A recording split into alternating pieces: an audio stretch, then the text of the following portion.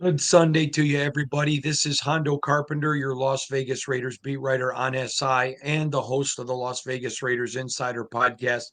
And you know it's Sunday when you turn on this program. And my guy, the great Matt Holatic from the spun.com, the absolute best sports aggregating, but it's where pop culture meets sports. They do such a good job. It's in my favorites. I read it every day, and one of the best people in the world, my buddy, the great Matt Holatic. Matt, good to have you, friend. Always a pleasure to be on with you guys on a lovely Sunday. Matt, I want to talk to you today about the changing face, not only of the Raiders, but the NFL. So we're going to start microly with the Raiders and then expand macroly to the league. The Raiders really took a different direction when they hired Dave Ziegler, who did a very good job not mortgaging the future. They were frugal, but they weren't cheap. But then quick change, they go to Champ Kelly, then quick change to Tom Telesco. Tom, exceptionally good job as general manager. Same philosophy, they kept it. And then bam, change. John Spytek, who is a great addition. I've known John for 20 years. I stand by him. The guy, even when he was an intern 20 years ago, they called him the whiz kid. Smart, articulate, detailed, thorough. But the Raiders are changing because we've seen them have good general managers and still make bad decisions, and not because of the GMs. They're getting on the same page now. They're understanding we're not willing to mortgage the future. We're not willing to do dumb things. My point to you is the Raiders used to be kind of known as the loosey goosey, the undisciplined. That's changing now in the silver and black, isn't it? Well, I think that was part of the reasons why hiring Pete Carroll was such a big deal this offseason because you automatically give yourself a little bit of gravitas there because you have a guy who's won at a high level in the NFL. He's won a Super Bowl.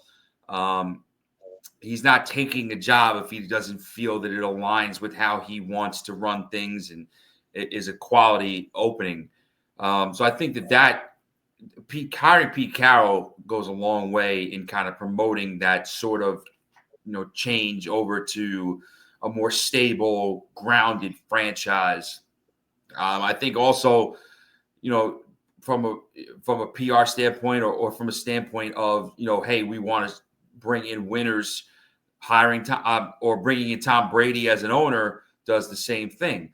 Um, Now the test is, and again, I think the Raiders have approached things from a smart standpoint. I thought that trading for Geno Smith was a great move instead Mhm. of you know waiting around on one of these veteran QBs and getting involved in the Aaron Rodgers nonsense the way that the Steelers and the Giants are right now. I thought that the Raiders got a good quarterback for a pretty cheap price, and now they're settled there. So I do think the Raiders are starting to change a little bit of the way they do business, or at least it seems that way. And I think that's a good thing. And now you just got to hope the wins will follow. When you look at them sitting at 6 in the draft, they addressed quarterback. I'm not saying Geno's going to be the quarterback in 10 years, but they've addressed it for the immediate need. They add Mostert, addresses immediate need. I don't think he's an RB1. I'm not saying that, but they address the immediate need. And here's where I'm going with this. Nobody knows now what they're going to do in the draft. They don't know. I can tell you that definitively. They don't know. They have plans, but now all of a sudden the Raiders sit there at 6 with no glaring needs, a team with a philosophy, best player available. So if you're sitting back and there's a couple of guys you want, you can't say, okay, I'm going to skip the Raiders. I don't have to worry about them because I know they're taking X. You don't know anymore. That makes them an X factor. It makes their draft value at 6 go up for a potential trade down, which is what I think they're going to do, unless a couple guys drop. It's those type of moves to shore yourself up so nobody knows what you're doing that just brings more valuable to your franchise. Would you not agree with that? Well, you never want to shop hungry. And I think that, I mean, everybody wants Hey, to. as your fat friend, we both know that's true. the Every team drafts for need to an extent. You know, you know what you need, and you know how, if you want to address it in a draft when the value matches the need.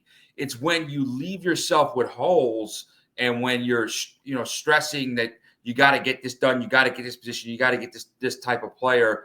That's when you overdraft. So I think by the Raiders, they don't have to take a quarterback in the first round or high in the draft. They could take one in round 2. They could take one later on, whenever. But they have that position locked up for 2025 with Geno Smith. Running back wise, if they want to take an Ashton Jeanty, if he's there, great player. Obviously, getting immediate impact, but you don't have to. You don't have a pressing need there where everyone's saying, "Oh, the Raiders are going running back." So now you leave yourself more options on the table. If players drop, you leave yourself options too. If there's nothing there that you really feel a pressing desire to take, maybe you get somebody to give you some extra assets to move down, like you said. So I think it's a good place to be for the Raiders. I think that they are, like we said, listen, they are right now, they're the 4th team in that division. But I think that it's not, it's not a barren, cupboard empty situation. And I think that they're trending in the right direction. I think that this is how you get your franchise going back in the right direction, by kind of having those philosophies in place and that good process. So let's turn to the NFL. Some rule changes came out this week, and one of the dumbest I saw, and I'm going to be with the owners next week, but was the trying to eliminate the tush push. Throughout my lifetime at 54 years old, I have watched the NFL. When new things come in, they adapt and try to beat it. So I remember years ago when the spread offense came into the NFL. Now, it used to be they said, well, it works in college, it'll never work in the pros. But some people made it work in the pros. And so nobody tried to change the rules. Teams just had to learn how to beat it. And now the pendulum's coming back to a pro style offense. Here's my point to you. Now are we seeing a changing face in the NFL? Nobody was injured with the tush push. It makes the game fun. If you can't beat it now, we're going to legislate it. This mentality of I can't beat you, so I'm going to make laws or get people to rule against you because I can't beat you is so foreign to me. It's so stupid to me. If you can't win, go beat it. Don't try to change the rules. I hate it. I can't stand it. Is this another picture of the changing face of the NFL? Well, I mean, we'll have to see if the rule change obviously gets passed. I understand where The these. fact that it gets introduced to me is No, what's stupid. no, I agree. I understand why teams hate to play against it or don't like preparing for it, because it is, even though pretty much every team runs QB sneaks or some variation of that, the way the Eagles do it is different because of the personnel. They had Jason Kelsey for years. Now they have Landon Dickerson, who's a great center. But behind him, Jalen Hurts is a particularly good threat as the quarterback sneaking the ball, because of the fact that he is so strong. He can squat. He can 600 something pounds or whatever crazy total it is, and he's just just a ultimate weapon with that. To me, I get why it's a pain to. Actually, I mixed up. I knew that's why I'm a little off. Cam Jurgens is the center, not Landon Dickerson. He's a guard, but you know what I'm saying. They replaced Jason Kelsey with a guy who looks like he's going to be a Pro Bowl, pro guy for a long time. But getting back to what I said, the Eagles make it tough to prepare for, and they're unique in that way. So I understand why teams, they hate doing it. It's not a fun play to defend, and it is really pretty much unstoppable. But here's the thing. It's not illegal. When they put the play in, it wasn't illegal. It's something they do well. They execute well. And I think Nick Sirianni was fair when he said, if everyone could do it as well as we do it, everyone would do it. We just happen to have the best personnel and the best teachings to be the most effective at it, to where it's become a staple for them. So I don't think it should be banned. I think it's annoying to me to try to take away something, just because of one team. You can't beat it, so you're going to legislate it or go to the judges or the leaders to change it. To me, it's just stupid. It's just an exercise in futility. All right. So last night went to dinner with an NFL GM and his wife that Shannon and I are very close to, and continued a conversation that I've had for a couple years, in which he said to me, at no time in NFL history have there been more bad drafting teams and more poorly run teams than right now.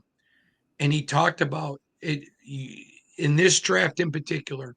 He said this is probably going to be the worst class. I think he said 22, but he was referring to the class with where Brock Purdy was the best one and he was Mr. Irrelevant. That was that was 2022. That was with the only first round pick was Kenny Pickett at quarterback. Right. And he goes, it's going to be, and then he goes, and I think you can go back even farther to have a worse class. And he said there's going to be multiple first round guys picked. He goes, you're going to see, he goes, in one of the deepest drafts ever, he goes, we're the most shallow at quarterback, the most important position. He goes, we're going to see fifth rounders, multiple, who start this year. He goes, it is such a deep draft. He goes, but for teams like us, because he's a good team, he said, we're going to be able to pick up starters, legitimate players, and we're going to be getting first round quality talent in the second, maybe even the third round, top of the third, getting first round talent. Again, changing face of the league. We're bringing in a bunch of guys without experience because they know analytics.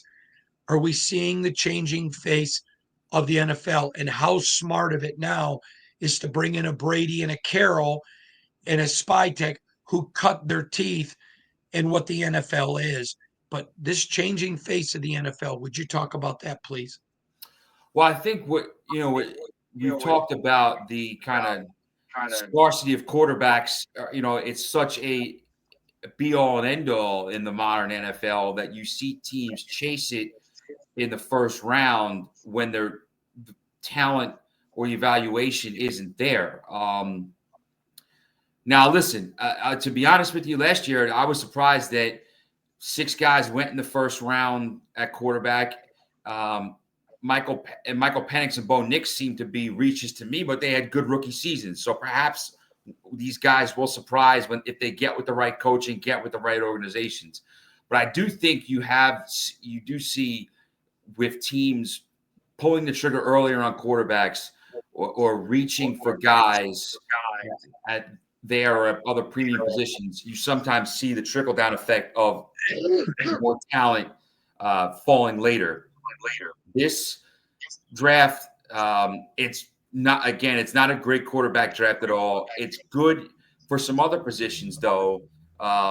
People have talked about it being really good for the interior defensive line.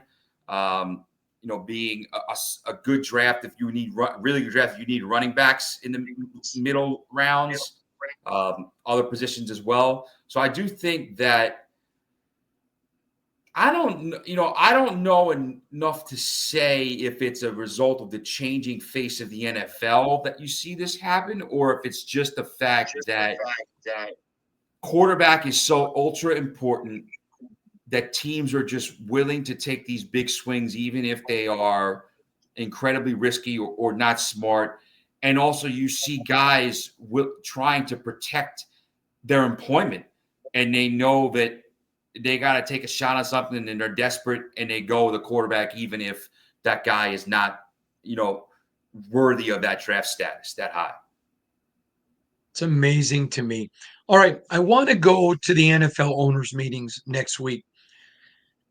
I love the spring owner meetings the best. I do enjoy the winter ones as well. I must confess that I do. But when you look at the owners meetings and the NFL ownership, it's fascinating to me once you get behind the curtain, all of the politics that go on in the NFL ownership circles. Roger Goodell is an employee of the owners, but there are some owners that can't stand him, some that are completely loyal, and it's fun to watch the politics of the NFL. Do you enjoy that part of what we do? Sure. I know there's always, the little machinations behind the scenes, and you get to see or hear about what guys are doing and what kind of alignments are being made. I think that, it's obviously there are official measures at those meetings that get voted on and discussed and things like that. But there's also a lot of behind the scenes stuff, off the record stuff where groundwork gets laid for stuff in the future. So I think that's really what's the more interesting things that always come out of these types of meetings. One of the things I was being interviewed this week by a student who's writing and he wants to be a journalist, so he had to interview somebody. And he said, he asked me about several parts of my job and he asked me what I did next. And I'm going to the NFL owners meetings. He said, how would you describe those? And I said, have you ever seen that show on TV? Um, oh, you can help me. My friends were on it, uh, um, Survivor. And I said, how they make all these Yeah. alliances. I said, it is a giant game of billionaires playing Survivor. Is that not a great example? Yeah, that's actually a pretty good way of doing it. It's just a lot of different alliances and who can scratch your back if you scratch theirs, and um, all that kind of high end, high roller stuff that you only know about if you're in a certain tax bracket, so to speak, or you have these this type of interest running a team. So I think that actually is a pretty fair assessment. Also, because you obviously want to get on your fellow owner's good side. You don't want to make an enemy of them down the road, because you never know when you may need a favor. Great. All right, Matt. Matt, I want to end with this because I think this is pretty important. Let's talk about the NFL draft. How many first round quarterbacks does Tennessee get to pick before they just make them sell the team? But what do you think the Titans do? I think right now, I think that they keep the pick and take Cam Ward. If you look at the way they've approached the offseason, they haven't gone out for a veteran quarterback. They haven't really, there was a lot of talk around the combine that they're out for business. A lot of people thought the Giants would trade up. Maybe another team would look to get involved as well. There were rumors the Cowboys were, planning this big offer for the number one pick. But I think now you've seen that quiet down, and I feel like the most likely outcome is the Titans stay put at 1 and they take Cam Ward. And to me, in this class, if there's one quarterback that's worth taking a shot on that high, it is Cam Ward. Now, he's not as good of a player. If you're going with the best player available, you're taking either Abdul Carter or Travis Hunter, depending on what you need or how you see them, or it's kind of like splitting hairs. I don't think you can really go wrong there. They just play different positions. But to me, if the one guy worth taking a shot there, a quarterback, is Cam Ward. All right. What do you think the Browns do? I think they jump all over Shedeur. To me, for a while, I didn't think they were going to, but now it seems to be trending in that direction. I think, and selfishly, as a Giants fan, I want the with the Giants picking third, I want the Browns picking Shedeur Sanders because I don't want the Giants to force a quarterback at 3 if they don't really believe in him. And I think if Ward and Sanders are off the board, they're less likely to do that. All right. So what do you think they do? You think they take Shedeur? The Browns, yes, I do. Right now, I think they do. So you're the Giants. I don't want to know what you do. What do you think they do? If they take anyone other than Abdul Carter, everyone in the organization, including the owner, should be fired. I think Travis Hunter is not a bad pick there, though. I think you could say if you take Travis Hunter, I would be fine with that. I think that they probably would take Abdul Carter in that scenario.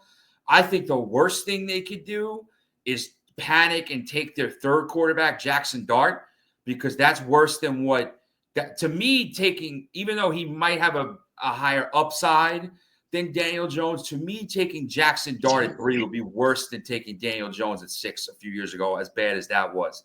Because Jackson Dart is, even though he's working his way into the first round, and he's not worth the third pick overall when your first 2 quarterbacks are off the board and you have talent like Abdul Carter and Travis Hunter there.